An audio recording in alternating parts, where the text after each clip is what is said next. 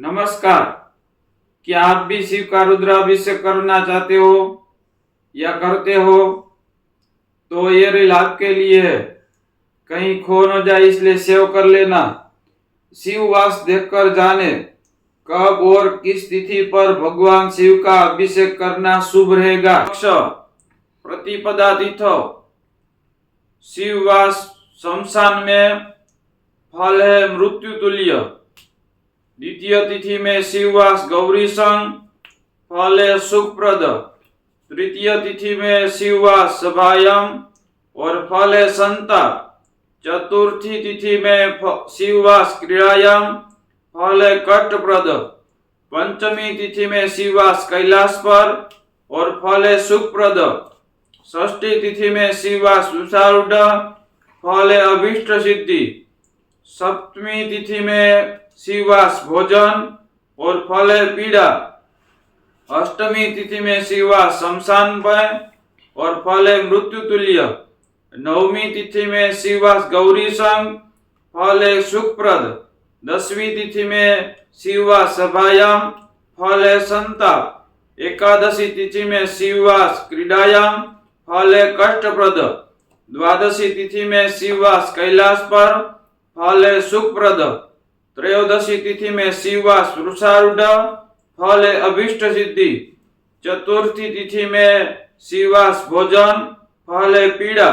और पूर्णिमा की तिथि में शिववास शमशान पर और फल है मृत्यु तुल्य। कृष्ण पक्ष में शिववास प्रतिपदा को गौरी संग और सुखप्रद फल। द्वितीय तिथि में शिववास सभायाम फल है संताप। तृतीय तिथि में शिववास क्रीड़ायाम फल है कष्टप्रद। चतुर्थी तिथि में शिववास कैलाश फल है सौख्यप्रद। पंचमी तिथि में शिववास वृषारूढ़ फल है अभीष्ट सिद्धि। षष्ठमी तिथि में शिववास भोजन फल है पीड़ा। सप्तमी तिथि में शिववास शमशान फल है मृत्यु तुल्य। अष्टमी तिथि में शिववास गौरी संग फल है सुखप्रद। नवमी तिथि में शिववास सभायाम फल है संताप। दसवीं तिथि में शिववास क्रीड़ायाम फल है कष्टप्रद। एकादश तिथि में शिववास कैलाश फल है सौख्यप्रद।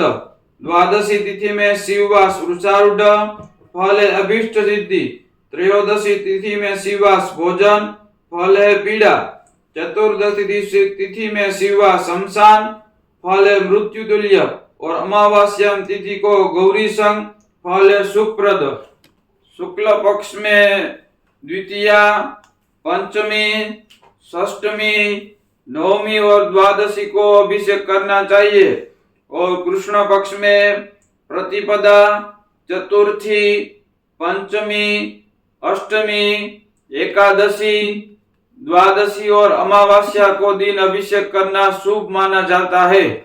बाकी सब तिथि को छोड़कर ये तिथियों में शिव जी का अभिषेक करें।